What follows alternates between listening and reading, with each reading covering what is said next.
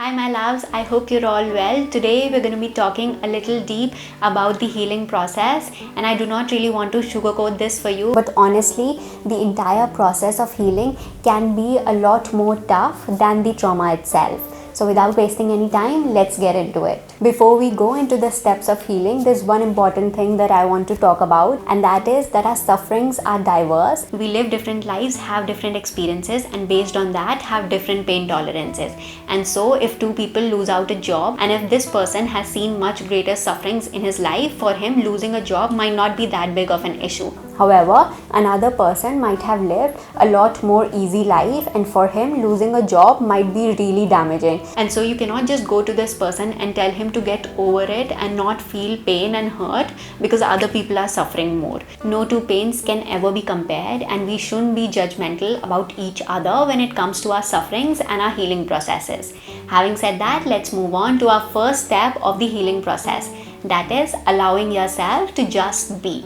We try to be strong and busy and try to numb out the pain when something tragic happens, but this just delays the healing process and keeps that pain somewhere deep inside of us. And so it's crucial that we allow ourselves to feel the sadder emotions. Now, there's no set time frame for it. It could take days, weeks, or even months based on how big or small the trauma is and what's your pain tolerance. Now, once you've given yourself enough time, there will come a time when you'll start to move towards self-destruction. This means isolating yourself, finding an escape, hiding your pain, and doing things to self-destruct. And this is where the trauma holds on to the survivors. And so at this point, you have to give yourself permission to take help from other people and lean on to them. Now, this could be a professional medical help or your family and friends. There's really no shame and guilt about it. Having a sense of connection and safety is actually how we all heal. The entire human experience is to share and care, support each other, and thrive in a community way of living. This is where you allow people to be there by your side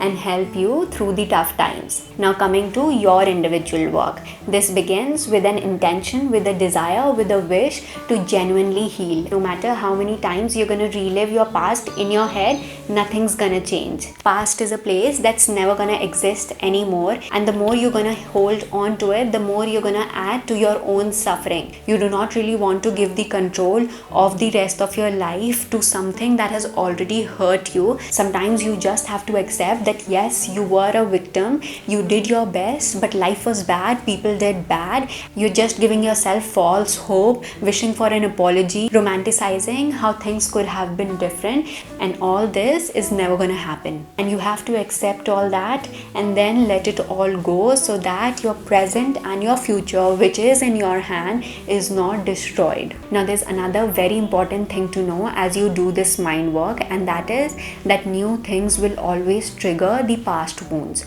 Oftentimes, you might feel excruciating pain and hurt even at the slightest of discomforts, and you might not understand why you're feeling so much of hurt when you've worked on yourself, worked on your healing, and feel mature. And this tells you to dig deep to find the root cause, and that is actually an unaddressed pain from the past, majority of the times your childhood traumas. As kids, again, our pain tolerance is very less, and anything that has wounded us during that time can affect us for the rest of our lives. So it's crucial to address that wound and heal it, and then it'll become easier to deal with your present wounds. The actual healing process begins from the very start of your life. And you know what happens when you skip this? Pains and sufferings will keep on increasing as you move through the years of your life. You're going to keep on projecting that pain onto others, and you're going to be deep into that victim mentality as you'll compare every new painful experiences to an unaddressed wound from your past. And you'll feel like, why does this always happen with me? The world is bad, and everything negative and shitty that comes under the victim mindset. Life isn't perfect. There's no one out there who's always happy. Good and bad experiences together form a life experience. You just need to accept it and change your perception of life a little. Now comes the little actions that I'll just brush through very quickly. Try to have little victories every day. Having a shower, eating good amount of vegetables, spending time in nature, just having sunshine and fresh air, and walking barefoot on water on land can do wonders when you're healing. try to sweat it out, work out, and have some form of movement, because it's a good release to your stuck emotions. Think of a creative outlet for your pain to just give yourself that little sliver of hope and comfort, and an amazing thing to help you through if you do not have anyone by your side. That is journaling, and I'll tell you how that works. You just have to get your feelings out and do not have to be a Shakespeare. Be as blunt as possible. Write down shitty days, shitty people, frustration, anger, tears. Close it and sleep on it. You see, writing takes efforts. Another day, force yourself to write down exactly how you're feeling. So your mind's gonna trick you that you're still mad at something, but after 2-3 days you will definitely get tired of writing the same things, because deep within you will know that you're feeling at least 5 to 10% better than what you were feeling on the most painful day. And because it's taking effort, it will force you to be honest with how you're feeling. And so you might write down, shitty still but no tears, had an ice cream today. And this is how you can track yourself and even burn out your worst days. People do that, do not laugh.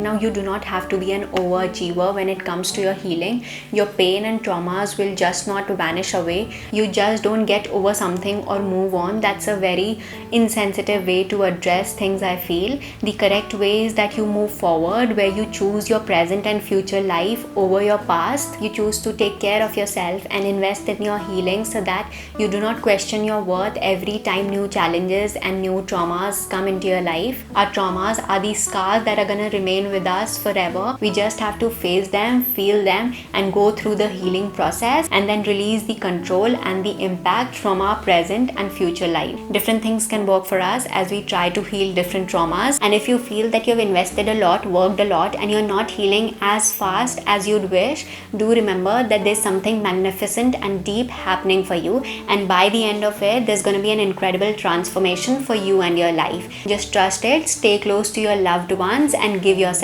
time. You'll know yourself so much as you genuinely go through your healing journey. And I don't know who you are who's watching this, but I'm truly sending you some powerful healing vibrations this moment, and you take this as a sign that you'll make it through. I hope this video helped. Feel free to comment down below your inputs, and do not forget to like and subscribe. Signing off for now. Take care.